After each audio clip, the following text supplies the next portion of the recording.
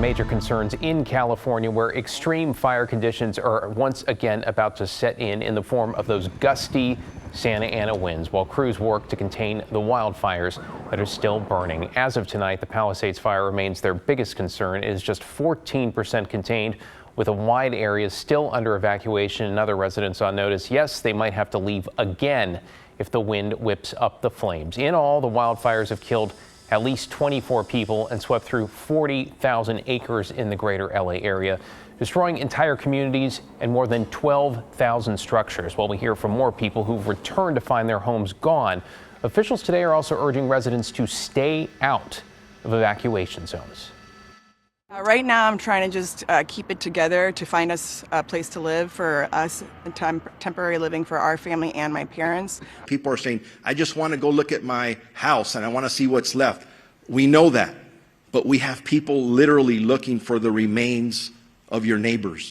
That is the grim reality. Today, arson investigators were in the area where the Palisades fire appears to have started. The ATF, which is leading the charge, says at this point it hasn't ruled anything out.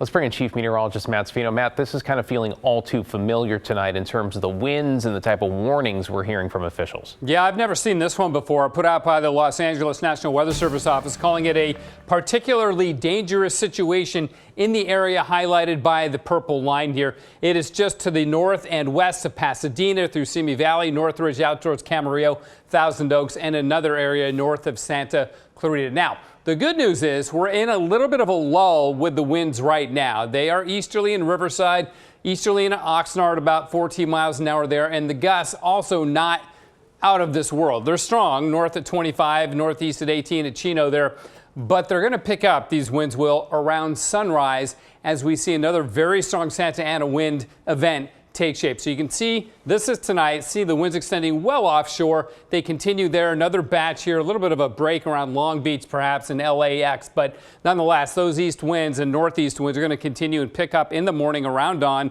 and then continue into Wednesday before they back off. The other bit of good news is once they do back off, as we go into Thursday, Friday, and the weekend, we should be done with the Santa Ana winds for a while. But the red flag warnings continue across much of the Southland, down to the Mexican border, up towards Santa Barbara until noon on Wednesday. So headlines. Santa Ana winds increasing around dawn, windy into Wednesday, but cooler, calmer, and higher humidity beginning late this week, David. Yeah, going to be a tough 36 hours, though. Thank you, Matt.